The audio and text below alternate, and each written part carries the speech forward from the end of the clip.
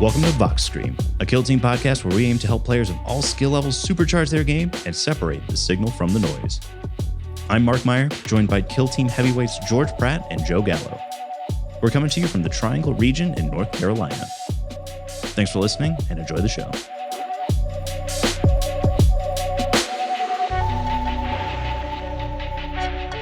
Thick as Thieves here on the Vox Scream podcast. We're coming at you to talk about Approved Ops 2025. But first, George, Joe, what's going on, dudes? Nothing, man. Just we out here in the world, and the world keeps spinning, and God help us all that the world keeps spinning. Yeah. The world will be fine. It's us we have to worry about. Yeah, that's 100% fair. Mother Earth is going to kill the shit out of us, but guess what? Everything else is going to be Gucci on the Earth. Oh, yeah, that's good. Oh, I just got a new audio toy. Joe, hit us with that deep shit one more time. Capitalism is a deeply flawed system that is going to literally kill my grandchildren, and I will see anything to see that not put through fruition.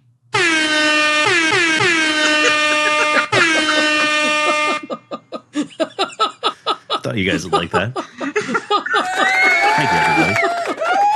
Oh, man. Perfect. Oh, no. Oh, please, God, do not abuse this. This is going to get real old real quick. Oh, no, I mean, this is not something I plan to use often, but, you know. Yeah, I don't know if we have quite the demographic or the sportscaster personality for that. No. To be using that too much. Certainly not. Though I have been called... Stupid? No, that's Stephen A. Smith. You said, yes, it's so funny because I was thinking about that the other day because, you know, you wear I want to say you were talking about it on the Discord. You're complaining is like, why does nobody take me seriously? Nobody takes Stephen A. seriously either. So this is I wasn't complaining that nobody takes me seriously. I was saying that everybody uses me as a punching bag in the Raleigh Discord was what I was saying. Well, that's fair. They do, and it's because you're an easy target. Yeah, 100%. It's, you know, it's a lot of center mass to hit physically and emotionally. So, yeah, you know. Plus, no one would do it if they didn't think you could take it. Yeah, 100%. You know, that's what we are pro-bullying here. Mark it down. 2026. Fox Scream pro-bullying. God damn it. All right, enough. Kill Team, moving on. Yeah, let's talk about Kill Team. Let's So real quick, I just want to because I got 2 games in with Deathwatch, I just want to be real quick on some not hot takes, but some understandings and stuff I've already talked to people in the community about, just real quick. So I really, really like the team. I think it's actually pretty well designed, to be honest. And I don't think they're as broken as people think they are. I think 5 operatives is super limiting, but the kit that they've given them to use multiple APL on counteracts, the free mission action, is super flexible, and it takes advantage of the 5 operatives in that way. And on top of that, they're still vulnerable to all the things that Marines are vulnerable to. Like a Melta is gonna fuck your day up, particularly if it's into a horde team and they just happen to roll hot, you know. And I think that the 2, or I guess we'll go 3. The 3 big skill points for this team are going to be roster selection and who you're picking on team selection, how you use that balanced ploy and when you use it, and the third primary is going to be what you're actually focusing on in the game, because I think that against certain teams, it's much easier to kill other teams than it is for example, like, I mean, obviously elites are going to be harder to kill. And I think those are going to be the 3 like points of skill expression. I'll have more in-depth thoughts next week, because by that time I'll have played a full tournament with Deathwatch. But just, you know, I don't think they're broken. I think that Kanatek is far better. And I think that people are really underestimating how little the amount of rerolls they get is. And I would highly recommend that you save CP if you're not facing a Xenos team for those critical like CP rerolls. And just to go in the theme of supporting bullying, look at this guy. 2 games in, he thinks he's a fucking expert already. I'm just giving my impressions, you fuck. Well, I literally ended that sentence with "I will have much more informed opinions next week." Listen, we gotta preach. We gotta do what we preach, and I preach bullying. Jesus. Why do I even put caveats on things if people just ignore the caveats I put in my Everyone statements? will always ignore your caveats. Everything you say on the internet is gospel. It's 100% your total being. There is no such thing as gray area. Nah, I mean, truly. I mean, I think that's, just fair for the internet in general. But that's just my brief takes with Deathwatch. Like I said, I'm going to have more in-depth opinions. And who knows, maybe I'll have a golden ticket to my name by the end of next week. We'll see what happens. Well, here, while we're on this topic, because you and I are going down to Florida to play in the Crucible this coming weekend. I'm excited about that. I'm very excited. George. I've never been to Orlando. The last time I was in Orlando was the year 2000 when I met Mickey Mouse. Actually, no, I didn't care about Mickey Mouse. I cared about Buzz Lightyear and Donald Duck. Donald Duck was my dude. I got to meet him. It was great. We might meet my cousin down there. He lives in Florida, which I completely forgot about. And I'm like, yo, I'll be around. You want to grab dinner? The one thing that I was curious about, and George, I'm not sure what I'm going to play. Probably thinking like Felgor still, just because it's what I've got the most experience on right now. I'm on kind of a good roll with them. Joe thinks I should play Raveners. I have Raveners. I haven't painted. I played like 2 games with them, and it's just like, okay, that's interesting. You have. Can I give my Wait, reasoning? no, bitch. He asked me. I know, but I want to because I for Raveners, my advocacy was 2 things. This is the last time he can get to play Implant Raveners, which is a massive point in favor of Raveners. They're not, and 2 is they're not particularly complicated to play, and that Mark has enough gamer sense to play them with not a lot of experience. I think you should play Raveners because you're not a hyper aggressive enough player to play Nemclaw. Like, you need to get into that mindset where somebody like me is just built differently into that mindset. And I can be in the Nemclaw mindset. I just have to live in it. Yeah, but you like Rattlings for their ability to sort of, punch when you need to punch and punch hard when it matters. Right. And so you have the ability to set up a bunch of tactically advantageous actions, and you know how to do that in the right order, even if you don't always do it in the right way. You always, upon reflection of a game, you know where your order of operations mistake happened. Mm-hmm. And so I think you would actually be a very good Raveners player because you'll be able to play aggressive when you need to play aggressive and play for the setup in the early game. And you're very good at setting it up, and then when it's time to go loud, you go loud. Yeah. Very good at loading the gun and then firing, so to say. Yeah. Well, that's certainly interesting to hear. One more quick point is that I played a game against Raveners with Tempestus Aquilons on ITD. I was destroying my opponent in that game. Eli in our Raleigh Discord. He freely admits that I was doing fantastic. I killed 2 Raveners by the end of Turning Point 2. I was feeling... That's really good. I was feeling great about my life. And then I lost by 2 points. And it just... It sounds like a Raveners game, yep. It literally did not matter how well that I played because of how strong the implant strategy is, because it just lets them score 9 points.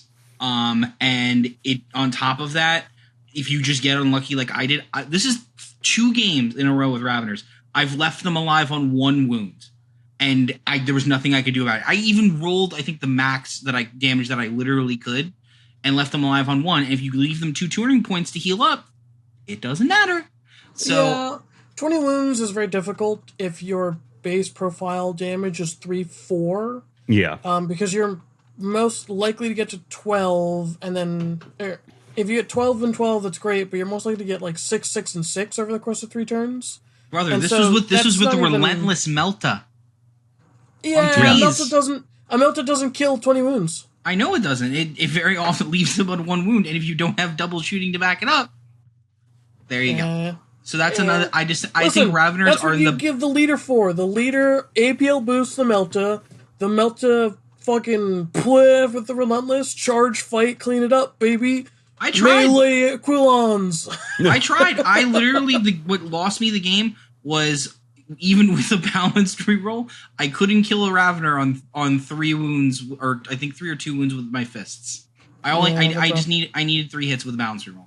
Well, I mean, I guess my one hesitation to it all, I mean, you make an interesting point, Joe, in that this is the last time to play, this team with this really strong strategy. The point that I kind of thought about was it's like, do I really want to spend time to learn a strategy that is going to be invalidated basically the same, like we're not playing the new approved ops at this tournament, but it comes out the same day that we're playing. Yes. So, and I guess to that point, like we're moving into this discussion of the new approved ops. I think primarily we'll focus on the Tac Ops, but we'll definitely talk about the crit ops as well. I guess my question for you before we start that is like, so let's say you do well with them, right? Let's say you do very well with them. And like, let's clear the air here is like, I want to play Raveners even in the new. That was my point. Yeah. Is do you want to play Raveners in the next format? Yeah, I mean, I certainly think it'll be in like the sort of like 4 to. Yeah, well, that's a good point. And I mean, you have NYO, you have this event, you have multiple events to get your golden ticket. Who knows? Maybe you get your fucking golden ticket here. How cool would that be? That'd be pretty fucking sick. And if you don't want to play Implant, I think Implant is uniquely good on Raveners. I'd agree. If you don't want to play Implant, play Storm. Storm's really fucking good on Raveners. Yeah, and you don't play Storm, you play Felgorn. I'm just saying, don't do that. Implant is literally just, you should never take anything but Implant. I will make the best decision based on the map and the crit op as to what Tac Op I'm going to play. Implant. It's probably Implant. Let's all be honest.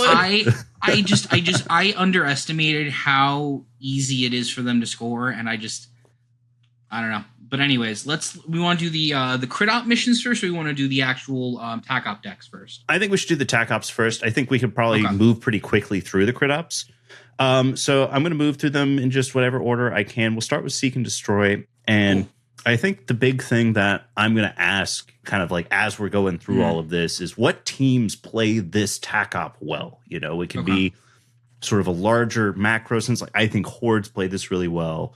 I think mid-range teams play this really well. Or you could take it into the more micro sense. Oh, I think that Vespids play this really well. Oh, I think that Deathwatch play this really well. On my phone real quick. Yeah. If you see me looking down, I have a printout of the... I also played one of the new maps today. The new map, one of the new Volcus maps is very interesting. I'm very glad Take Ground is not on that map. One of the new Volcus maps look a lot like a map I made. Whoa. You can see on box screen. Accuse them. Say it. Well, accused. Here's one thing that I want to do, and we could, if you, dear listener, think that this is a fun idea, let us know in our Discord. Join our Discord. We got a lot of fun conversations going on there. One thing I was thinking about that would be like a fun, just like quick hitter video that we could do in the coming weeks. Is you remember in the last edition when all of the maps had names? Like conduits, channel, all that sort of shit.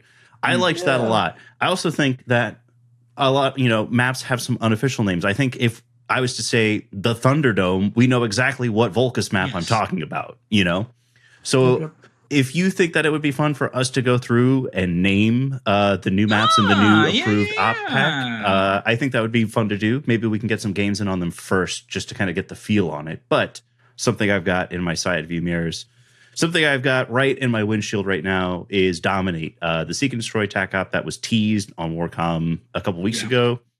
We know how it works. You reveal it when a enemy operative is incapacitated by a friendly for the first time. Each time a friendly operative incapacitates an enemy operative, that friendly operative gains a Dominate token. At the end of TPs 3 and 4, you can remove Dominate tokens from friendly operatives that aren't incapacitated to score VP, 1 for each token, and you cannot score more than 3 per turn. So I wish I had this fucking Tac Op in my first game with Deathwatch against Blooded, because man, this Tac Op is really good at punishing Horde teams that try to get hyper aggressive and blow you the fuck up. Because here's the thing, if I have a gun line in my backline ready to go, I'm just collecting Dominate tokens like it's nobody's business as long as you keep sacrificing your guys into me. So TLDR, don't take this if you're a Horde team. If you're an elite team, this is your favorite Tac Op in anything with 10 models or more. I don't know. I think so I was going to say Dominate is a team that is a Tac Op that basically no team plays well except for Raveners. But Joe, I think you put up an interesting point in that a gun a ranged team can actually play Dominate pretty well. Especially a ranged horde like Pathfinders would play Dominate pretty well. Yeah. They got very powerful gunners and enough chaff to keep you occupied so the gunners can rack up those kills. I think Aquilons might play Dominate very well. I think the primary issue you're going to run into is collecting the tokens, right? Because if they die, you're not collecting that token. Yeah. So I think that it's good for those teams if they can consistently dirtle. So, like, the guys you're giving 3 APL, and that can just, like, run away and hide. Like, on ITD, you can do that. But that's also why I said that no team plays Dominate well, except for Raveners. I disagree. I think, for example, I think Raveners, are definitely one of them because they have that tankiness. And I think that on, like, Deathwatch is another one that super plays I could see Deathwatch into Hordes playing Dominate well, but I wouldn't take Dominate, like, Deathwatch versus other Space Marines. No, but like for example, this is what I immediately imagine as a Deathwatch player is if it's a match where I'm gonna be doing a lot of like trading and shooting, that I'm gonna use that on my marksman and I'm putting his ass in smoke and I'm just picking off guys that try to get aggressive, and keeping him protected because they're really good at just sticking in smoke and getting a reroll on defense. So like. And I think that's really kind of like a macro trend that you could see with this. I think that teams that have snipers are going to do this really, really well. Obviously, the AOD sniper is going to be really good at this. The scout. Oh, and scouts don't have seek and destroy. Never mind. Exactly. Yeah. Fucking what are they called? Do Pathfinders have seek and destroy? I don't think they do. No, they've recon and infiltrate. Recon and infiltrate. Right. Yeah, just as an example of like teams that might be able to play this. Raveners because they're not on the board. So I guess here's the thing. This is another point of discussion. I don't think Blooded will do this. Will play this well. Well, they've got a permanent silent sniper, but you have to execute with your silent guy to get it. My issue, I think, that I'm already seeing is that do we want to talk about the declassified teams with this because they're only going to be around for a month? Well, I think that it's fair to talk about it because people are still going to play games with them. And it also gives more examples of the kinds of teams. I guess we're gonna have to see where the community falls on most tournaments being declassified, or just only the GW, or like a good mix of both. I imagine that there will be just that, a good mix of both. I think that there will be plenty of classified and declassified events. I think that a lot, the most games that are going to be played are going to be non-tournament games, and I think that 95 to 99% of non-tournament games will be declassified. People are just going to play whatever they want. What is the impulse of the community be? Is it going to be kind of a social faux pas? No, I don't think so. For the most part, I think most tournaments are going to be I'm going to be very honest. I think that it's going to be a social faux pas to force classified in just a regular Joe Schmo game. I mean, we're probably going to go not classified in our league, and I'm going to be honest, it's going to be a little annoying for me to play into teams that I know for a fact I'm not going to see at big events. I mean, I don't think, to me, like, the league is such a perfect situation of where, like, declassified is fine because it's like, it's one team. You don't have to spend a week preparing for a tournament and learning 40 teams where, like, obviously I like declassified because it's going to be, 28 or something, teams like that. I don't remember the exact number. Anyways, we'll get back. So we'll include Blooded. I think that's fine to include declassified teams in this discussion. I mean, it doesn't need to be a focal point or anything. Yeah, I don't like Dominate. I think it's too hard.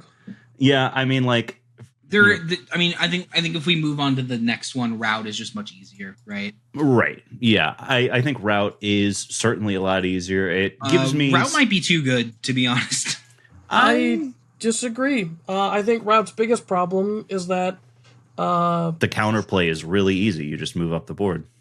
Yeah, you have to be within 6 inches of your opponent's drop zone and then get a kill, and like that's very easy to just not let happen. Short deploy boards, it's insane. I think that to call it too good is not right, but it is very good. I think it's certainly much better than Dominate. And the other thing too is that sure, the counterplay forward is easy, but a team that wants to play Route is going to be just as fine if the team just moves up the board and gets into charge range more easily that way. It's one of those things where it's like maybe that's great for them. Yeah. I think that this will be just as good for something like, Gellerpox, right? Something that kind of wants to play more of like a security style, but like if you charge one guy up and get a route kill, then all of a sudden everybody starts moving up the board, coming into, range for the things that are hanging out more towards And the I back will line. note it's not wholly within, it's just within. So that's Just like that's route was really, previously. That's really 7 inches if you really think about it, to be honest. It's whatever. The other thing too is you can always shoot from that. Like if you're a Marine team, you can move into that range and then start, licking shots with your bolter. Hey man, or your bombard, just move the board, hit him with the frag. You should bring your plasma cannon into my territory. Yep. My Mangler would love to say hello. Yeah, I just think this is. I mean, as much as you can dominate, this is a Tac Op that will score you points. Yeah. Consistently, and you don't really have to think about it too If it is not scoring much. you points, it is messing with your opponent's game plan, which is also important. Yeah. So, this is a good Tac Op, but I definitely hesitate to call it too good. Yeah, I think it is certainly very good. I don't think it's like IMBA or anything, Yeah, it ain't plant beacons. Sweep and clear. I don't like this one because you have to spend APL to do it. I actually like that it is a Seek Destroy you have to spend APL on, except it is strictly a worse Storm Objectives, and Storm Objectives is already kind of hard. Yeah. Correct. And I don't think you're going to score points on this. No. So basically the way it works is the first time you kill somebody while they're contesting, you basically perform the clear action, which is this unique action that you can do. So basically you kill them and then you perform the clear action, which basically has it as both swept and cleared, thus sweep and clear. So basically the goal is kill somebody off the point and then perform the action. Let's be clear about this. So you kill somebody, it gets a token on the objective. Yes. Or a Becomes marker on the swept. objective. It is swept. Then you can do the killing clear sweeps it. action for one action point after that. If you control that objective, so first of all, you have to kill somebody, and then you have to control the objective. If you do just those two things, you get a point, because you get a point for controlling any objective markers that have been swept. And if you have also cleared, you get a second BP. So to max it, you have to do the mission action, but you don't have to do the mission action if you just want to get 1 point on it. You also don't have to kill all of the enemies off of an objective. Right. Killing any number of enemies on an objective sweeps it. But And all you need to do is control it. This one has the problem that like Kill Confirmed has, is that if anybody's contesting it, you don't get it. No, you just need to control.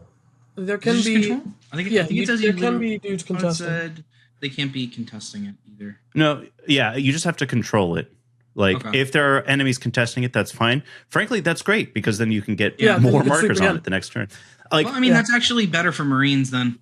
it's an interesting conversation between this and route, because route is better in the sense where you score points immediately for doing it. You don't have to do any extra actions to do it. But that timer plays easier. Would icon bearers still count as 4 on that point, or would it be counting as controlling the token? No, because they... You just have to control the objective. They have to control the objective. The token doesn't matter. Yeah. Okay. So the icon bearers are a good one. The good biggest one for problem with this is that the biggest problem that Storm Objective has is that a lot of the time models just aren't on the objectives until so late in the turn you don't have enough firepower to take them off of it. Sure. And so it's really hard to get that swept token in the first place.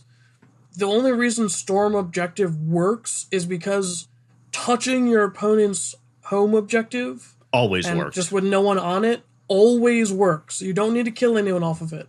But on Sweep and Clear, you always need to be killing at least one dude on an objective every turn.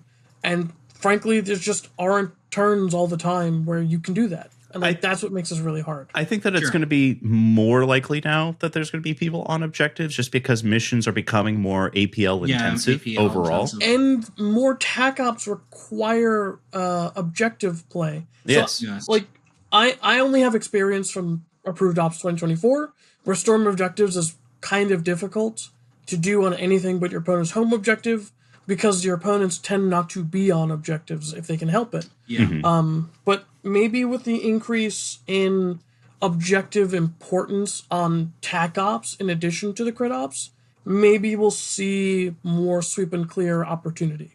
Maybe. But in my experience, this is going to be a really tough one. I think that this and route are kind of like neck and neck for me. I think that both of them have like counterplay. I think that the counterplay for both of them is like detrimental in the way where like the counterplay to sweep and clear is to not be on the objective.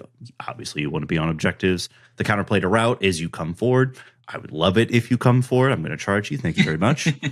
Real quick, lightning round. And first of all, I mean, do you think that Seek and Destroy, which was one of probably the two worst archetypes in AO24, do you think that it is improved? Yes, because not a single. I think all of them are usable. I don't think a single one is like bad. Yeah, I think it's improved just because I think that there's play for both elites and hordes on it, which previously there was not. Yeah, it was primarily for elites. All right, you have convinced me it has improved because hordes, non-elite teams can use these Tac Ops, but I think overall it's in the same position, if not maybe it's definitely one of the two of the weaker archetypes in Approved Ops 2025. I would agree with that. I don't think that it's A1, but I think it's improved. And I think that, like, you know, if we were grading Tac Ops from the previous or the archetypes in AO24, you've got like recon and security at the top. I think Route is the best one of the bunch. Like that's fair. Of all the Tac Ops. I think Dominate's the worst Tac Op in the game, but you know. I think Route's going to be like the best Tac Op. I think Route's going to be really good. And, you know, I'm not trying to like discourage or like, you know, say that you're wrong to say that it's like too good, but I do think it is really, really good and probably one that I'm going to play a lot. Yes. 100 as Felgor, you love that fucking Tac Op. And, you know, just I that's the second thing I wanted to get into. Real, you know, lightning round. What are teams that you think are going to play Route really well? I think Felgor, obviously Goremongers. Any elite team. Raveners. Any elite team. Yep. Let's Hand of the Archon. They have Seek and Destroy. The Archon don't do anything good. Yes, that's true. They don't. They're gonna get a buff. What about you think that this is a good Rekka crew Tac Op? Yes. They might like dominate more. Yeah, they would prefer dominate or sweep and clear. They're not really a route team because you can't afford the APL. If you charge and then kill someone, then you get an APL to clear. Why would I not want to just do the mission? Well, you could also kill somebody with a squig on the objective and then go up and do it. But my point is that you can't split the difference. Like you have to do one or the other. That's fine. They're bad at the mission anyway.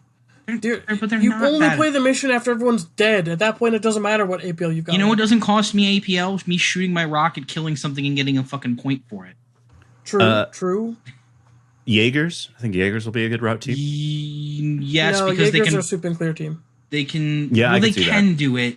And I think that Jaegers have the APL to do sweep and clear. Yeah, because you can just blap a warrior to 3 APL, shotgun someone off the point, and then bam, clear it right away.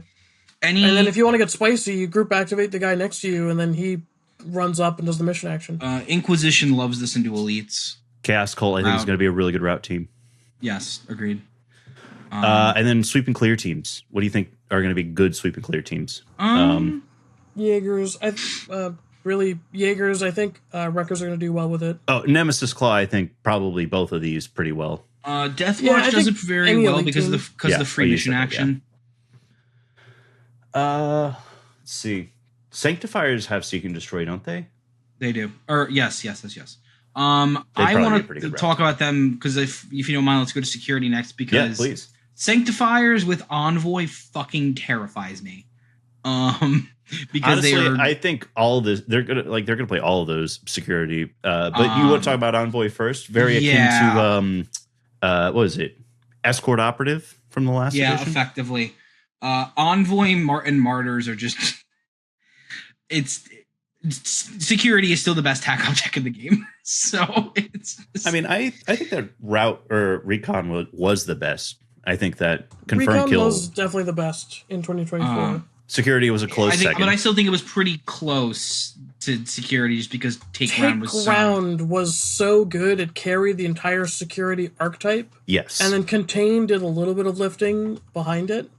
Yeah, so let's start with Envoy. I think Envoy is a very good Tac Op for Sanctifiers. It is totally doable for Hordes. Yeah. And, like, don't do this on an elite team.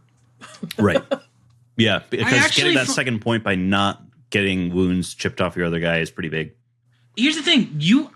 I agree. You can into teams you get out activated by. If you're even keel activations, you can use it.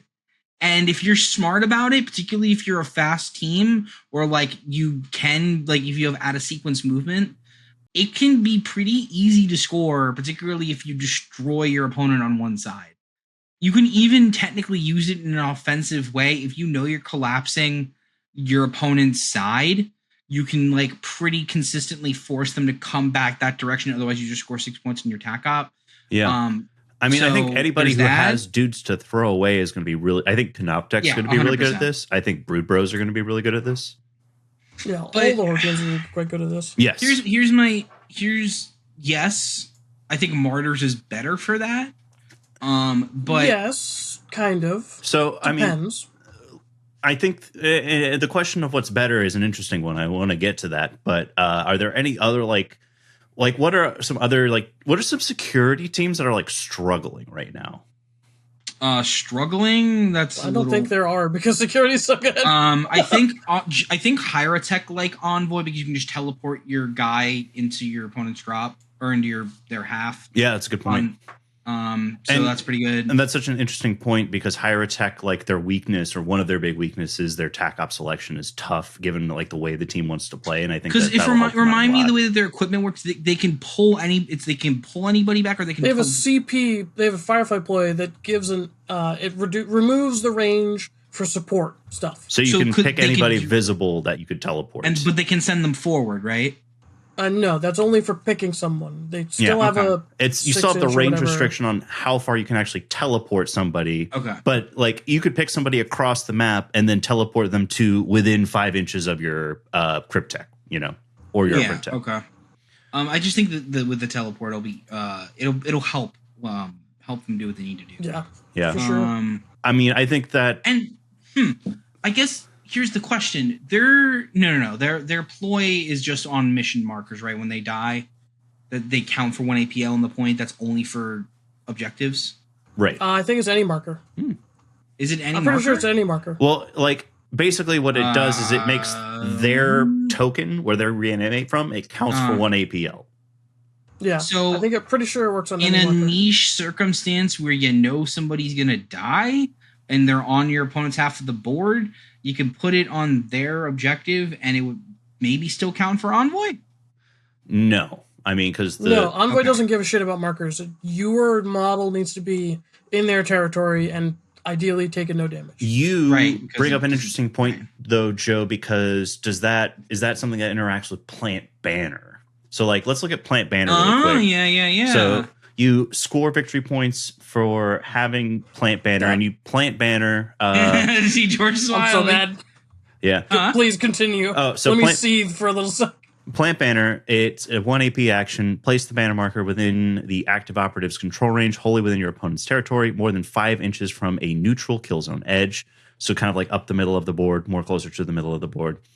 Operatives can perform the pickup marker action on the banner. The banner has to be in the kill zone to score it. At the end of each turning point after the first, if your banner mission marker is wholly within your opponent's territory and friendly operatives control it, you score 1 VP. If that's true and no enemy operatives contest it, score 2 VP. So there can be a niche case where you have a dude like a one of the Hyrotech Circle operatives, dead Hyrotech Circle operative, controlling a planted banner. Extremely far, contesting. You can contest your plant banner just by being dead nearby, as long as it got the CP to do it. Yeah. Well, I know what I'm not taking to Hyrotech. I'm so mad. No, but here's the thing. I actually like this one because on certain maps, you can place the beacon or the marker. The banner. It's a banner. The banner in the open, but you're still in cover. So from any angle your opponent contests it, they're going to be in the open. Right. So basically, you can make it as a giant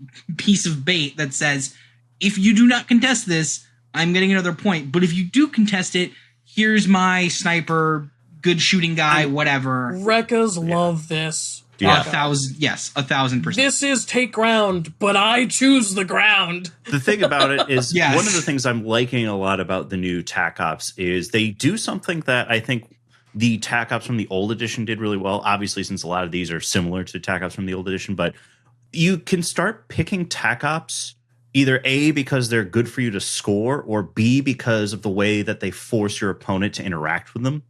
Like, I think that there is much more of like that sort of. There's much more interaction in all the Tac Ops. Yes, thank you, Improved Ops George. There's 2025. much more interaction, and like you can pick Tac Ops because they're going to be good for you to score because you like the way that they force your opponent to interact with them. Yep. Yeah, so I like this for Marine teams, particularly like Plague Marines, because they're very much like, cool. Are you going to get in contagion range? Are you going to get into poison token range because I'm contesting the marker? Thank you. I'm going to virulent poison the shit out of you, even if I don't get the point. This is any team that likes take ground, likes plant banner. It's the same thing, but you get to choose the ground. Yeah, it's and very good. You can plant this on Vantage, correct or no? That's a good question. Yes, it just needs to be wholly within your opponent's territory and more than 5 inches from a neutral kill zone edge. What if you plant this on second story Vantage? Congratulations, you planted on second story Vantage. You have to be up there controlling it. Right, but that means basically you can do the sick anime fight, but like if you don't win that fight, and like theoretically if it's a really good melee operative, you're just not shifting that operative if they're on conceal. Yeah. Mm-hmm. Yeah, the problem though is that you have to get into your opponent's kill zone or half of the kill zone and up to that. For teams that don't care about climb. Aquilons don't give a shit about that. Luckily, they don't have security. Like, thank God they don't have security. Well, the thought that occurred to me is the head taker, because of the grav launcher, that he can just kind of get there really easily. Yeah. Mm-hmm. Yeah, you just gotta, like, thank God Phobos don't have security. Yeah. Oh, wait, there's a Reaver on Deathwatch. That can just climb for 2 inches anywhere, so it's like... Yeah. The same thing, too, where, like, Brood Brothers with, what is it? Pervasive can kind of get that movement that they need to get up there early. I mean, it is a very interesting niche case you bring up, and I mean, it's going to be really hard to shift that when you do it. I mean, put them on... I mean, let's say your opponent has Seek cut Light. that out of the episode, no one can know. I mean, if they have Seek Light, just drop smoke on yourself. Like... Yeah. And even if you do very... a Seek Light, like... There are very few there's no teams good Seek Light anymore. that can get Seek and Obscuring at the same time. So, like, don't do it against those teams. But are you like, telling me that Hearthkin salvagers are back on the menu? Joe, don't do that to me, brother. Speaking of which, what Tac Op decks do they have? They have Recon, is it? They have Recon and Security. Recon and Security? What a weird... Salvagers, yeah. They've got Recon and Security. Oh, how does Writ of Claim work with that? You pick up markers for free, even if you don't control them. You just have to contest them. There's definitely... Dude, you could fuck up other people's plant banners because they can be picked up by other operatives, not other friendly operatives. That's true. You could just pick up your opponent's banner token free. And be like, all right, now you're not scoring points. Yeah, run away with it. Yeah, I have your flag. Fucking Mandrake asshole. Yoink and poof. Exactly. All right, so let's talk about Martyrs. Well, real quick. I think we talked about teams that play. Let's talk about Martyrs. Martyrs, the good Horde Tac Op. Yeah, the first time a friendly operative is incapacitated while contesting an objective marker. Whenever they're incapacitated, it gains one of your Martyr tokens. And at the end of each turning point after the first, if friendly operatives contest an objective marker that has a Martyr token on it, you can remove any of those tokens, and for each you remove, you gain 1 VP. If a friendly operatives also control the marker, you gain 2 VP instead. Really, really, really good for Horde teams that particularly have icon bearers. Yeah. Dude, Sanctifiers, Brood Bros, they love this Tac Op. Absolutely. Holy shit. It's also, I will just say, just side point, very flavorful. Very flavorful. Absolutely. I mean, Chaos, very good for any kind of fucking any guardsman team loves this. Oh, yeah. Deathcore Krieg. I mean, this is their shit, dude. Are you kidding? Yeah. I mean, in both form and fashion. Very good for Rattlings as well. Maybe not. I think that they probably like Envoy better, but it's tough to say. I think Ratling's Envoy better, but it gives them a reason to move up the board aggressively on turn 1. Right. Also, it punishes your opponent for getting hyper aggressive with the Ogrins. Because basically, cool, I'm going to lose the Ogrin, but like, hope you can contest it at the end, otherwise I'm scoring 2 points. Right, exactly. I mean, Yeah. that'll Martyr's put you on the objective. cool. Very It's few cool, teams it's can flavorful. kill multiple Ogrins in a turning point, so... Yeah. It does have good synergy with Salvagers too, in the idea of like their warriors get like the bonuses being on objectives. You can use Worth It to like do the mission action and put like your martyr token on there just by standing out there. Yeah, like you should be scoring 3 points minimum on this every game. Probably 4 minimum every game, realistically. Like the floor on this Tac Op is very consistent. In a weird way, it also punishes elite teams for doing what they want to do. I mean, it punishes anybody who runs up to your back objective is the thing. Like if somebody like makes an aggressive play, like there, I don't remember what it is. We'll get to in a little bit, but there's a crit up where you get 2 points for doing the mission action on your home or on your opponent's home objective, similar to how Coordinates was in the recently departed Approved Ops 24. I need to make a retraction real quick. I just read the Tac Op again. You should be scoring 6 points on this Tac Op every game. Like every game, no matter what. All you need to do is die on your home objective, die on the middle objective, and like just flood the middle objective and your opponent's home objective once, and just keep dying on the middle objective, and like easy 6 points, no big deal. Right, but then we run into the kill op. The counterplay, you run into problems I with didn't that. say The counterplay to it is you just got to keep killing. Like if your opponent can just keep killing you, then you're never going to score it because you're never going to be controlling that objective. No, you still score 1 for contesting an objective, right? So if you pick up markers on on 2 objectives a turn, you score 2 points, which is the maximum you can do each turn. So you don't need to control an objective. You can just keep picking them up on 2 objectives at a. Do Squigs score Martyr? Fair. No, because they're expendable. That's the thing. Is I was going to say Canoptic. Yeah, they shouldn't. Canoptic would be really good at this, but unfortunately, your Griblies don't leave martyr tokens. They don't. Oh, right, because they don't leave martyr tokens because they don't drop tokens. And like the wording on it is very specific. It says it is also ignored for victory conditions that require operatives to escape, survive, or be incapacitated. And this is a victory condition that requires you to be incapacitated. Yeah, because that basically Matt ruled that Nova, that my Squig would score the initial point on implant, but wouldn't get the second point on implant because they survived. Any other like surprisingly good martyr teams? I mean, it's like you said, any security hordes.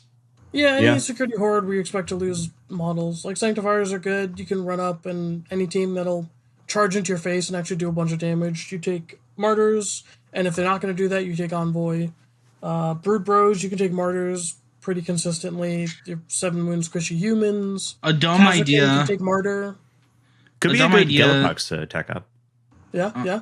A dumb idea is if you're in the elite mirror match in terms of like you're both playing elites. If you are confident you're going to outtrade your opponent. Legionary Icon Bearer. Yeah, Icon Bearer's eating good right now. Just control, score Martyr. That's what I'm saying. Like, if you're like, okay, let me throw a tough operative on their objective and on my middle objective, and it's going to die anyway. Yeah. Martyr is a very good Horde Tac Op. Totally playable for elites if you feel like you're going to get the trade. You're going to win the trade war. And here's the other thing. Even into hordes as elites, it forces your opponent to an objective. So, like... Yep. It forces them to a place that probably doesn't have enough cover, or something that you can set up with mines or razor wires. Because the thought that occurred to me was like, this isn't terrible as Plague Marines, because like I pretty much always throw the Icon Bearer up the center of the board. He's probably going to die anyway, and he's pretty much died every time I've done it. But like, okay, now we've started the trading war, and I have a guy that's very good at like torrent and blasting people in the back line. Like, maybe. Yeah. It's a solid Tac Op. I think security is eating good and maintains its place at the top or near the top of the archetypes. It kind of punishes alpha strikes too in some ways. It's probably the best overall archetype for hordes too. Love that for hordes. Yes. A lot of them have security. Let's talk about recon. Let's talk about flank. I like flank. I think it's super interactive. It forces both players to be very aggressive, either moving up the board or killing each other. It makes the game play the way that I want to play the game. Too bad I don't play any recon teams. I think that so each archetype has an option for like aggressive players, and I think that this is a better recon flavored aggressive option than Confirmed Kill was. So basically, the way that this works is you draw a line either up and down or like down the center line, and that divides the kill zone into left and right or top and bottom, basically. And basically, if you for each like flank that you control effectively, it's like more APL, right? Yeah, it's just you control it like an objective marker, more APL. So you have to be in your opponent's territory, and if you're on the right side of the board or the left side of the board, you control that side of the board. So it effectively cuts it in half, but the wrong way. Mm-hmm. And you have to have more APL in your opponent's territory than your opponent has in your territory on that side. Mm-hmm. And that's it. And you can interact with that by throwing more APL in your opponent's territory or removing your opponent's APL from your territory. And they can do the same thing to you. I think you divide it. I think you pretty much do it like down the middle, so you left and right. There are 4 quadrants in the kill zone. There is left side your opponent, left side yours. I don't think this is the important part of this Tac Ops, guys. Right. I think the thing that is important is that if you want to score 2 points on it on TP2, you have to control both flanks. TPs 3 and 4, you can score 2 points if you control a flank that you controlled at the end of the previous turning point. Yeah, guaranteed 2 points. I mean, you can't guarantee 2 points on turn 3 with this, simply because your opponent could just wipe you from both flanks. Yeah.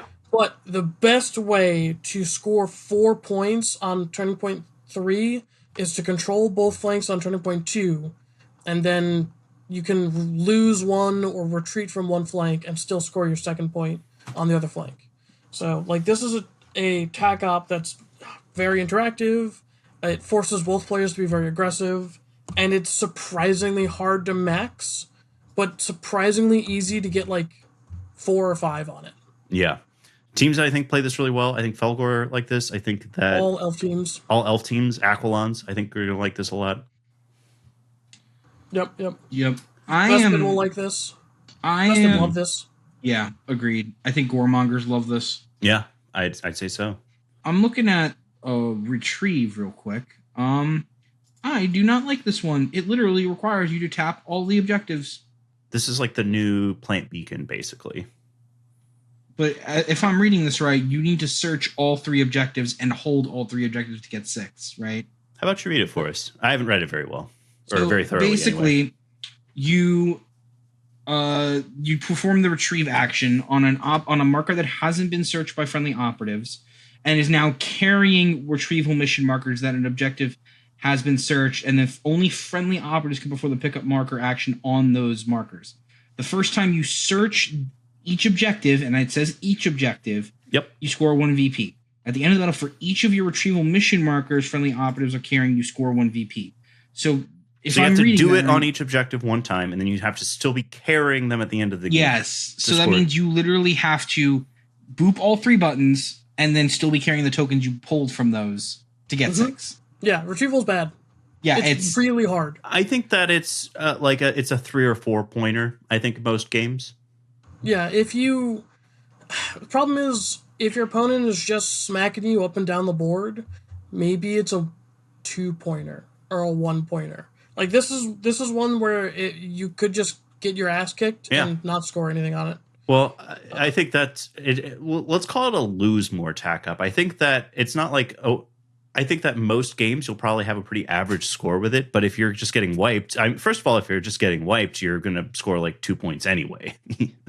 But there's a couple here where Martyrs almost incentivizes getting your shit kicked in, just not too hard. Yeah. Flank, you can still score some points unless you're getting your face really pushed in. I think Retrieval is probably the worst Tac Op we've seen thus far. Yeah. Fair. Which is fine. One All right, I'm going to include Dominate. I really don't like Dominate.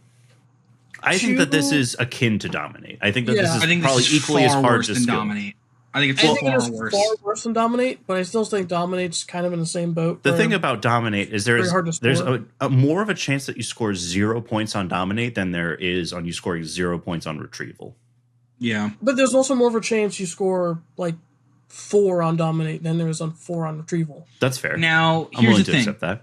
Kroot can be good at this one because they can just poach and with the dogs and run away with it. Yeah, So there's that. I think Salvagers can do something similar, right? They can do mission actions. Yes, but they're much slower. I think so with Salvagers, this is one where, I mean, you Or can they just pick up? They pick up markers for free and you don't have to control them. You can just contest them. So, I mean, I think that there could be some play here with that. It could also be the sort of thing where you're able to just get those points pretty easily because you can do free mission actions with Worth It. And effectively, I mean, with Ancestors Are Watching too, you just do your fight or your shoot and then use your extra APL that you saved by doing Ancestors Are Watching automation. This is But, it's APL. I really don't want to spend. I'd rather just do the mission. yeah, I mean, Yeah, I think Retrieval's doable on like Kroot, on Salvager, anything that can give free mission actions or is very good at handing out APL. It's doable. How does I don't like it. because I'm trying to think. Battleclade has which decks? Security and infiltration? No, they have recon because they can do plant beacons. Oh. so it's So- recon and infiltration then. So how does what the fuck is it called? The 4-inch thing when you do the mission action. I don't know. You're the Battleclade So expert. you need to control an objective to do the retrieve action. Like you would need to control an objective to But do you mission count as action. But you controlling it. Yeah, so you could do the retrieve action from 4 inches away. However, you still need to pick up the marker, which requires you to be within control range of it. So you so- actually hold on. It just says is that operative is now carrying. Yeah, so Isn't- that operative is carrying it, and if they die, Oh, yeah. somebody else can pick it up. So yeah, Battleclade can do this. I still think you should probably do the mission instead, but Battleclade can do this. Same with Canoptech. Canoptech have a pretty easy route to doing this. Yeah. I mean, Yeah. I'm not sure if you want to use your matrix that way, but you can. Tomb World You can maps only might be use your good on matrix this that because way the once. teleporter pad. Yeah, I can see it that. Depends. So the problem with the Canoptech doing that is that you can only be carrying one marker, period. It doesn't matter what the Right. marker is. You can only carry one of them. Right. So if the leader does a mission action through the nodes, they're now carrying the retrieval thing, and they have to drop it to then do it again. Which, like, you could do that, but then you'd just be dropping a bunch of markers at your feet, and you need to have, like, macrocytes come in and just pick them up afterward, I guess. Yeah. I mean, Alright. I do love some of that tech where like you're picking up markers and then dropping them for other people. I kind of like Yeah. some of that cheeky stuff, but I digress. Yeah, I think anything that can do this cheekily, fucking Inquisition with the Scrivener, because you're like, no, that's my objective marker, actually. I'm just gonna do this stuff here. Like, we can do that. Let's talk about Scout because this is the one that Scout enemy movement caught my eye immediately. I feel like I've seen people pretty down on this one, but I like this one a little bit. So basically, you perform the Scout action. Select one ready enemy operative visible to and more than 6 from this active operative. That enemy operative is now monitored until the ready step of the next strategy phase. You can't do it while you have an engage order, which is important. But at the end of the turning point, for each monitored enemy that is visible to friendly operatives, you score 1 VP. Note that it doesn't have to be performed, that it doesn't have to be a friendly operative that performed the Scout action. Right. So the reason I think people don't like this one is because it's sort of easy to counterplay. Here's my argument why I don't necessarily agree with that. So for teams that have permanent silent snipers, so like scouts for example, ratlings, and generally what you're doing with them is you're throwing them on the tallest vantage you can, and they pretty much have visibility on the entire board outside of a few edge cases. I was going to say that this is really good for ratlings, but ratlings can't see shit. So Yeah, is it good for unfortunately- ratlings? I don't know. Yeah, that's a little unfortunate. Yeah, like, this is really good for Scouts. Yeah. any Horde teams that have access to recon, this is very good for them too, because they can use this as a way to dirtle and waste activations to force your opponent to activate, like an elite model or something. And in the melee meta, this is great because you scout like the melee model that you know is coming towards you. It's like, okay, well, or you force them backwards, or you force them backwards. Exactly. It's actually really good in like the really open rooms in ITD as well. Yeah. I mean, yeah, you can't totally. You can't not be visible in ITD. Exactly. So like, yes, I think this is a very good Tac Op. I think it feels like contained for recon. Because it's very easy to counter, but because it's in your opponent's hands to counter. I mean, it's like if gather surveillance, was recon basically. Yeah. Yeah, I like it. Yes, it's fully up to your opponent to counter it. But like you say the same thing about flank. You can say the same thing about swoop and clear. You can say the same thing about route. You can say the same thing about plant banner. Right? Yeah. It is fully in your opponent's control to counter those Tac Ops. But in doing so, is that going to be worse for them than not countering it? Precisely. Right? I think that there's certain, like, I see the counter arguments for like, oh, I mean, the counter play is so easy, and oh, you're wasting, because I mean, like, the idea is that you are wasting APL to do this because you have to stay on conceal, and like, sure, I see like these counter arguments for it, but I think it has potential. To that point, I think teams with snipers do this well. Do you think that this is? Oh wait, I was going to say a Jaeger's thing, but Jaegers don't have recon. That's the whole fucking problem. Yeah. It could be something. But no, this would not be a Jaeger's thing. No. Ratlings would be a great team to do this on. Yeah. You just getting visibility is such a bitch with the team. Because they're both wide and can do a lot of stuff on silent. It's kind of like the implant thing for against, like, Ratlings are perfectly poised to do this because if they're in position, they shoot and gather or scout enemy movement. Yeah, and scout enemy movements. And it's just speaking this of is which, a very good Tac Op for wide teams that have recon. Yeah. Like if you decided to go oops all Zangors, this scout enemy movements is actually really good for that. Mm-hmm. All right, let's talk about Ravener's new favorite Tac Op, track enemy on infiltration. First, I gotta say, holy shit, infiltration! My God, all three of these are playable. Yeah. All three of them are playable. I think two of them are very good. Yeah. I think infiltration might be enemy one of is the kind better of archetypes. Track enemy is kind of nutty. The thing that I really like, just in a macro sense about all these Tac Ops, is I think it's closer to how it was at the end of last edition, where certainly some of these are better than others, but I think that all of these are probably, like, if we're going to look at the data, 3 months from now, I imagine most of these are going to be in that sort of like, 48 to 52% win rate for all of the Tac Op archetypes. Yeah, I think so. But yeah, so Joe, you have some thoughts on track enemy? Yes. Track enemy? So, track enemy. So, an enemy operative is being tracked if it is a valid target for a friendly operative within 6 of it. That friendly operative must have a concealed order and cannot be a valid target for an enemy operative it's attempting to track. And it cannot be within control of enemy operatives. You score 1 if one enemy operative is being tracked, or 2 if it's the 4th turning point. If 2 or more enemy operatives are being tracked, you score 2 VP. You can't score more than 2 per turning point. So, you're the Raveners player. I have gotten into your drop zone because I'm Raveners. So I am 6 away, but you are a valid target because I'm fully behind your cover. Within 6. You want to be within 6, Joe, not 6 so away. I pop out of the tunnel, I track you, and I go back into the tunnel. What do?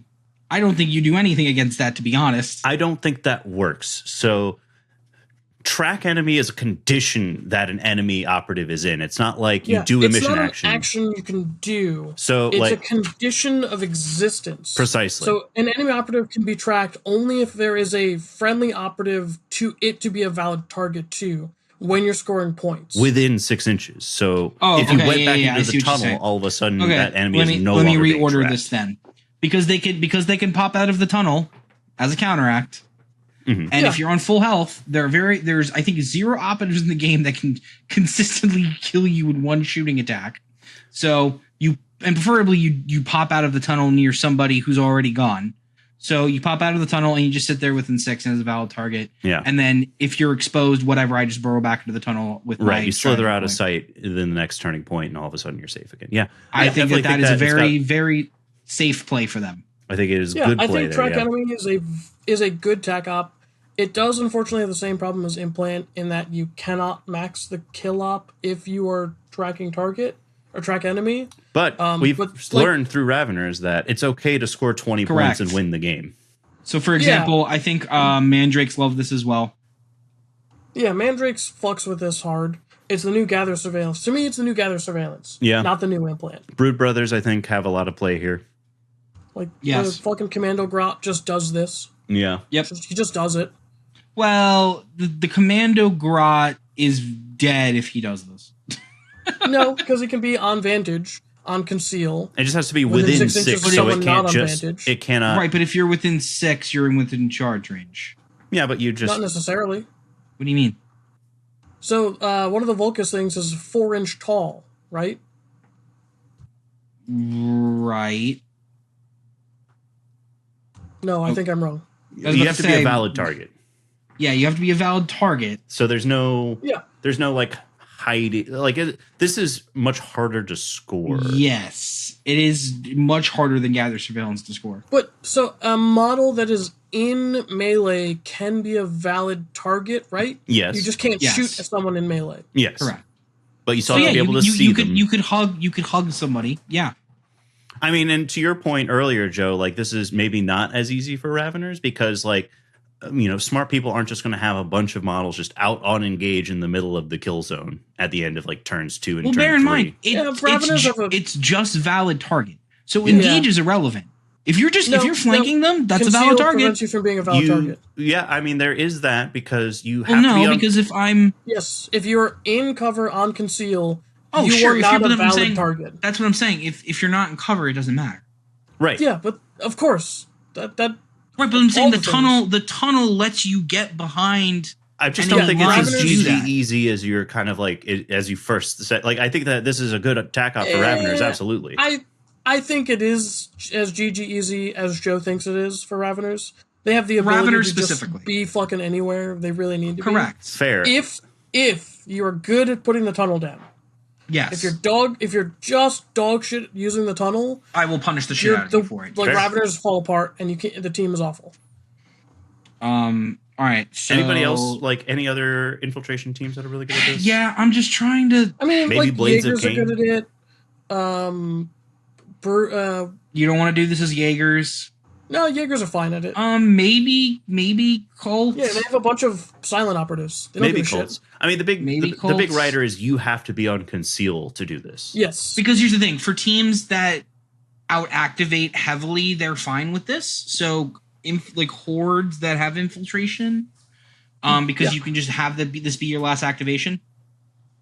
Well, I mean, Um, here's the thing: is I think that like when I think about the infiltration teams that I play, I think that they're much more into steal intelligence. So steal Yeah, that's intelligence. what I was gonna say. Please. A lot of the like, infiltration teams I play, like Jaegers, they can do track enemy. They would rather do steal intelligence. Steal intelligence is just confirm kill, but infiltration. So essentially, what it is whenever an enemy operative is incapacitated before it's removed from the kill zone, place an intelligence marker within its control range. It's confirmed kill so far. Friendly operatives can pick up that intelligence mission marker, and for the purposes of the action's conditions, you ignore the first intelligence mission marker. So you can pick up an intelligence mission marker and have something else picked up, or pick up 2. So like it's already more forgiving than the other pickup marker Tac Ops. And then at the end of the turning point after at the end of each turning point after the first, if friendly operatives are carrying any of your intelligence mission markers, you score 1.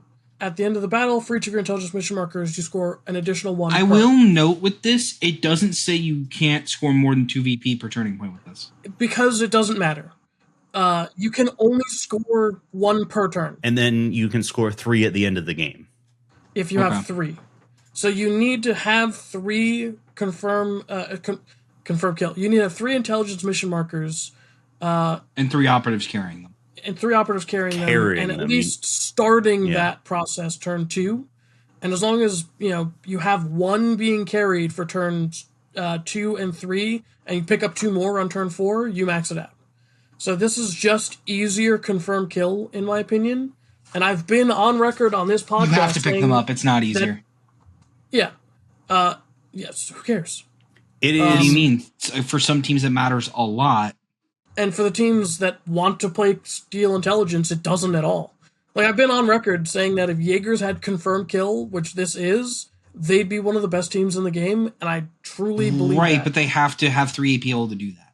They have resource points, Joe. I know, but I'm saying... They get 3 APL that's anywhere they such want. to pick up heavy- 1 each turn. One. You need to pick up 1 a turn, and you max out. Yes, that's fair, That's but it. I'm just saying, for If like you pick intelligence... up 2 on turn 2 with your 3 resource points, you only need to pick up 1 and turn 4 for and you max Jaegers, out. sure. I'm saying for hordes that have infiltration, I don't think they like this. I think maybe Chaos Cults love this. Yeah. Do you know how they many don't have the extra action APL economy. They absolutely have the action economy. They've got They don't have a- they 9 GA2 2 APL duders. Timeout. They just send dudes up and just pick it up. The big thing here is like, yes, I think that this can be good for I think that this can be good for Chaos Cult, but the thing is that your mutants and torments, it costs them 1 more to do things like pick up. Yes.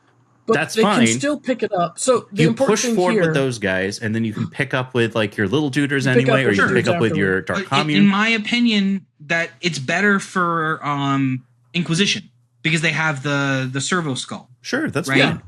yeah, but it's just another way. So there's many ways to get around the action economy of this. Is that do you have resource points or extra comms or free mission actions? Yes, you could do this. Or do you just have a ton of bodies? Because a ton of bodies makes action-intensive stuff much easier. Phobos. Here. Phobos because the free mission action from the Warriors. They like this. Yeah, I mean, they just play confirm kill again. That's just as far as they're concerned. I'm really happy that infiltration is better because the teams that had infiltration and seek were Infiltration just might be terrible. one of the best I'm Tac trying Ops to. archetypes. I mean, Raveners could do this, but they're gonna have to spend their entire activation to do it. They Which can is also not, do it on counteract. Yeah, Yes. I don't think Raveners like Steel Intelligence very much. Yeah. I think they much prefer track enemy. I'm trying to think of or any other route. 3 APL teams that have infiltration. I think this could be a good outside of- Nemclaw thing. Yeah, It's got play. because it does, but you really It's don't want to be got spending play. the action economy to be doing it.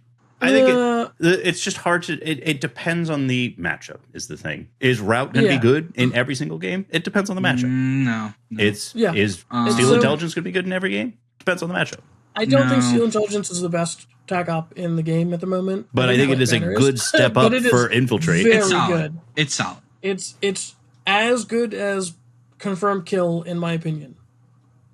Sure. Agreed. Fair. All right. Let's talk about, I think, the worst one.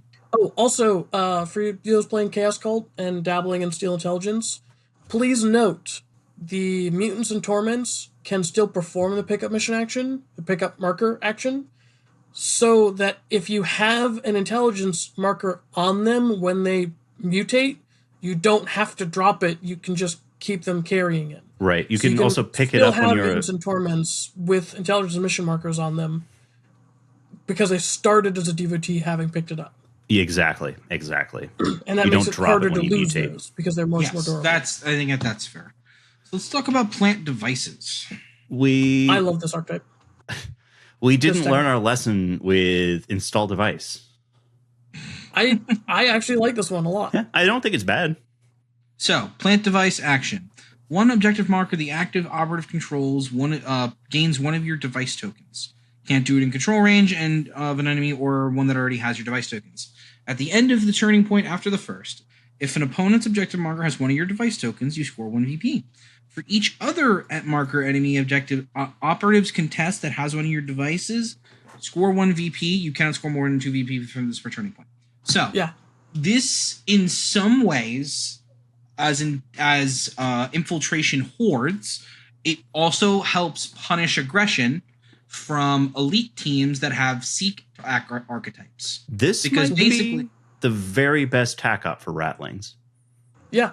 So being able to do that very early on is super important because it lets you focus on getting a plant device in your opponent's home objective as early as possible because you want to do it on turn 2 if possible. Yeah. Which Oh, Jaegers man. can do. They can do very easily. with resource points. Like we get to 3 APL. I don't. Plant Device, for the teams that can play it, is one of the stronger Tac Ops. It's so hard to deny if you can play it that's well. where my brain's at, and I'm starting to be like, Infiltration might be the strongest archetype in the game. No, but like, Infiltration is the same as it's always been. If your team plays Infiltration well, you're really happy with this. Totally disagree. Jaegers could not play Infiltration because they couldn't play Infiltration well. It's because Infiltration was dog shit.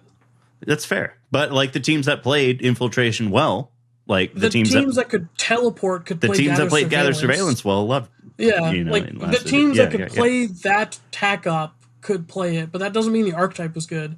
All 3 of these Tac Ops are not only playable, but good. Yeah. And I can't say that for every other archetype. I mean, I think that... Except Security. I think that... Security is also all 3 playable.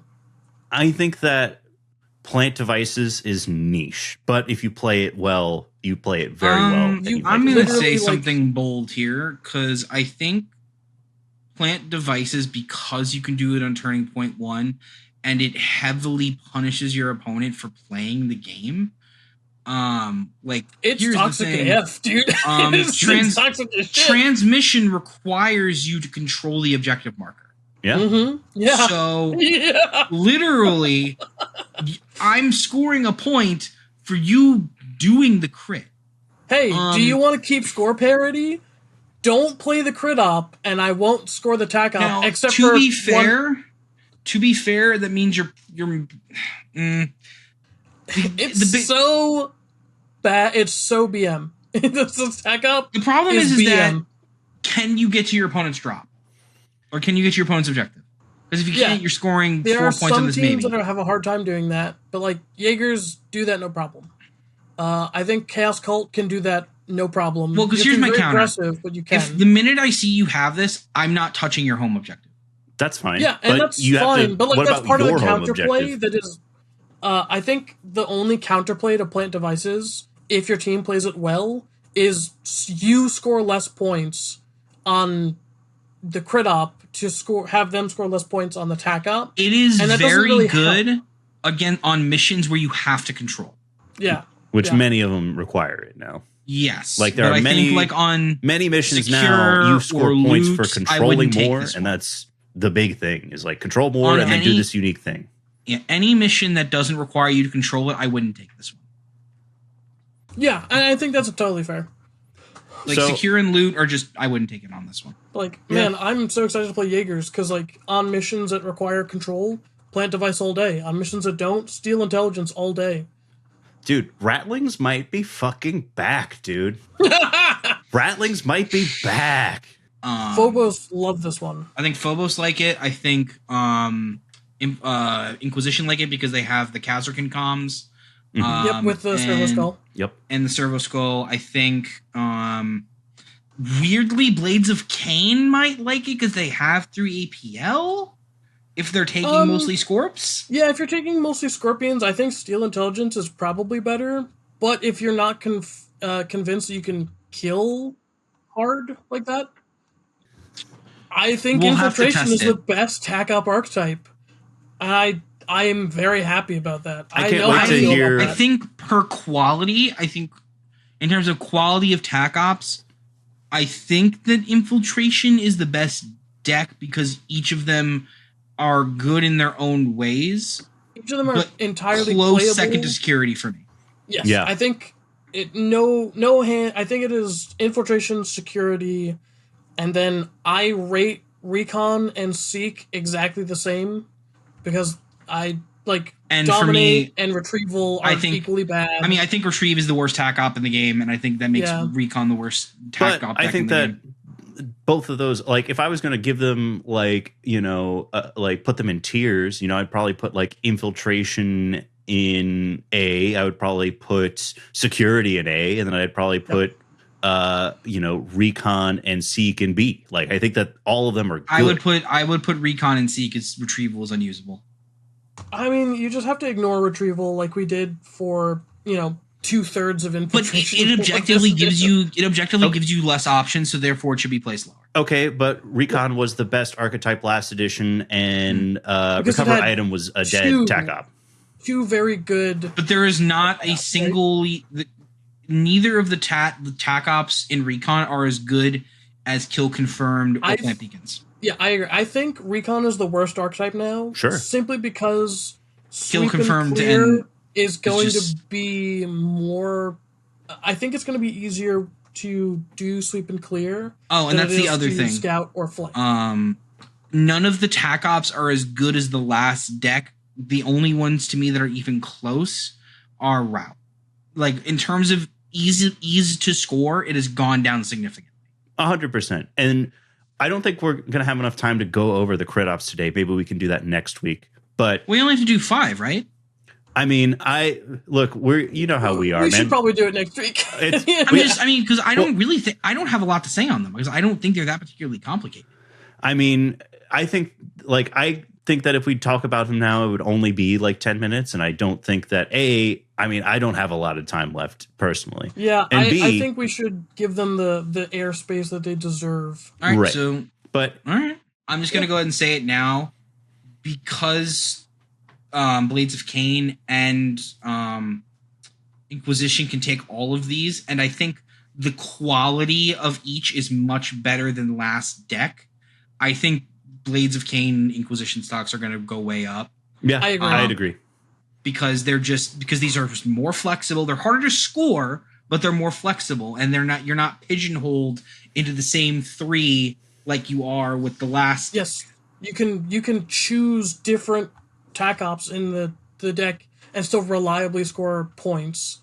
And now that there are 2 teams with 5 operatives, that makes the Inquisition's like ceaseless on that guy ploy much more powerful, much more forgiving to use, right? I'll give you a tangible example. Like, I think Blades of Cain really likes Envoy into elite teams because you out activate them, and because of your speed, you can just rocket yourself into your opponent's territory. Mm-hmm. And if they it's can the do fuck last, all about it.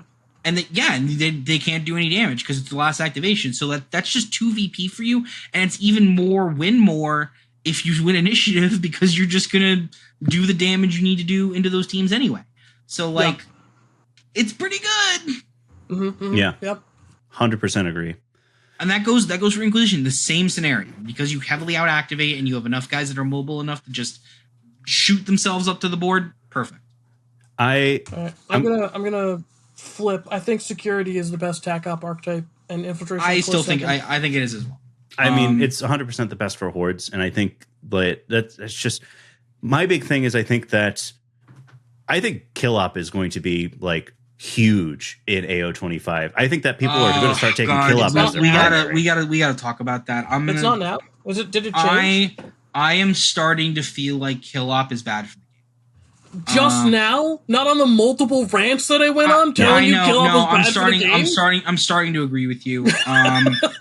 I like it as a mechanic, but it needs to be rebalanced. What day is it? Joe is starting to agree. It needs to be rebalanced. I like the way it works for 5 body teams because it's just 5, 4, 3, 2, 1. Some of the breakpoints are really ridiculous, though. Yes, yeah, I think breakpoints need to be 11 is super for bad. And less forgiving. 11 is super bad. I think 8 is really bad if I'm recalling, or 8 or 9. I can't remember which one. 8 is like it's the odd surprisingly number tough. ones. 8 is fair. I think. I mean, 7 is pretty gnarly. 11 is ridiculous. Yes, 11 is one of the ones where I'm like, and that's the funny 11 thing is and that 13 are really bad. And this you would think it's like, well, those are not the teams that are doing well. So really, the 11 I was about thing, to say we just named 2 breakpoints that are horde team breakpoints, and we're saying that those are good numbers. Specifically, because Sanctifiers is on 10, right? Sanctifiers is 11.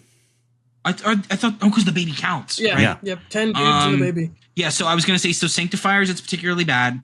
For 13, I believe that's gonna be Brood Brothers. That's Brood Brothers. Yep. So Brood Brothers, and this really just applies to those 2 teams specifically, I guess, because Inquisition is 12 and they're not a big deal. You just said that they're about to be the best team in the game, or one of the best teams in the game. They're gonna do better, but it's not gonna be the Kill Op that makes them that, right? Fair. I think honestly, 6 might be a little 6 because- All right, so what teams are on 6 models? It's Space Marines. You know what's really hard to do? Kill four Space four Marines. motherfucking Space Marines. Yeah, I wish I don't know if it should be the same as 5 body, as in like, but I don't know how that 1, works. 2, 3, 5, 6. Yeah, like I'd I think agree. it should be easier to get to kill grade 3 against Space Marines. Sure, okay. And then you can make it like 4 and 5 tougher, whatever. But it does need a rebalancing. It needs to be less forgiving for elite teams. It needs to be more forgiving for horde teams. My point is, I think with how crit op and tac op are going to be harder to score points on, I think you're going to see more people taking kill grade as their primary op, or kill op as their primary I think that's 100% true, and I'm going to add the caveat with the balancing is that 11 and 13 need to be rebalanced too, because if you only rebalance 6, then we're going to swing the other direction. So all of them need to be rebalanced, except for 5. That's perfect. Yeah, There's exactly. No I would pretty agree. much. No, I mean, 5 literally is no other way perfect. to do it. Like literally, it's the easiest way to do it. Fuck it, let's other than rebalance that one too. I do like this change overall with Tac Ops. I think we're heading in the right direction. What? Speak your mind.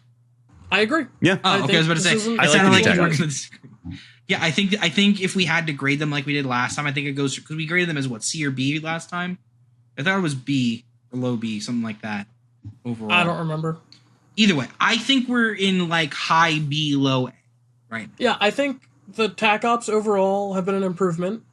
I think that there are no Tac Ops that are as easy to score and as non-interactive as Plant Beacon. 100%. And there are more Tac Ops that are as powerful as Confirm Kill, which wasn't the strongest Tac Op. It had interaction and you could skill lore on it. So like I like the new Tac Ops. They're much closer together in power. I will say, like, because they've been rebalanced in this way, teams that I think are going to be like really good, like Canoptic, I think are actually hampered by how hard these are to score for them in some ways, which brings the power level of teams that have strong core rules down potentially a tier, maybe a tier and a half, to make it easier to counter them because they're a lot. I mean, for Recon, for example, I think you have to play pretty aggressively to score any of the Recon Tac Ops that we like, and I don't think Canoptic likes that. So like, they want to stay behind their node wall and get all the benefits from shooting. But what does that leave them with? That leaves them with all security, and security Envoy. We've talked about. I don't think they like Envoy. I think they do like Envoy because they can teleport through their node thing. Because the expendable guys don't score martyrs. We already talked about that. Yeah, so they can score Envoy. They can score Envoy. Right, they can, but I don't think they want to. I think they prefer Plant Banner because they can get so much extra APL. I think they're going to like Envoy because I mean you may want your opponent to interact with your Gribblies because it's going to draw attention away from the other guys. You want people to kill the Gribblies. It's kind of like with Hyrotech. You want it. You're okay with deaths as long as it's not. You want them to kill one Gribbly. Exactly, but they can also just choose to not fuck with them at all. Like if you want to respawn a Gribbly on the other side of the board, then you're going to be SOL if they're not interacting with your shit. And you can get forces from interaction. And because the node matrix, you can basically teleport along it, like the Ravener thing, that lets your Gribblies who died come back and like be up the board, no problem. So for me, as someone who's playing Deathwatch, I like Dominate, I like Rout, I like Plant Banner. I don't really like Envoy and Martyrs. Yeah, maybe. I think Rout. I'm taking Rout and Dominate 90% of the time, to be honest. Yeah, like I'm playing Rekkas. I'm gonna Plant Banner 90% of the time. If it's not Plant Banner, it's Sweep and Clear, or Dominate. I'm not playing Rout. I'm not playing Envoy. I'm not playing Martyrs. But like, I also play Jaegers. I'm playing Steel Intelligence almost every time, or I'm playing Plant Device almost every time. But if I am gonna play not Infiltration, I'm playing Sweep and Clear because Jaegers are good at Sweep and Clear too. Yeah, and as a Felgor guy, I like Rout and I like Flank a lot. I mean, I think there's play with Sweep and Clear, but it's not as good as Rout. I hate that it's an APL. I hate that. Well, lots more to talk about with approved ops, but we are running out of time here, and I think we could definitely have like a little bit more Tac Op talk next week if there needs to be some. But look forward to us talking about the crit ops maybe some maps as well, and also a little recap from the Florida Hopefully, Crucible. one of the three of us will finally have a golden ticket. It ain't gonna be me. Maybe it's Hey, George. we'll see. I mean, because Maybe you it'll two be are going to George. NYO. I might be going to NYO, depending on my job situation. I'm really excited for NYO.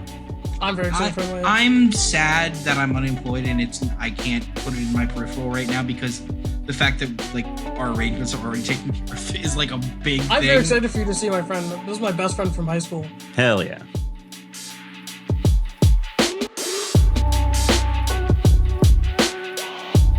We hope you enjoyed this episode of Vox Screen. You can find us on Apple Podcasts, Spotify, Amazon, YouTube, or anywhere else you get your podcasts. Please follow, subscribe, and leave us a review. Any of those things are going to help us grow. Thanks for listening, and we'll be back soon with another episode.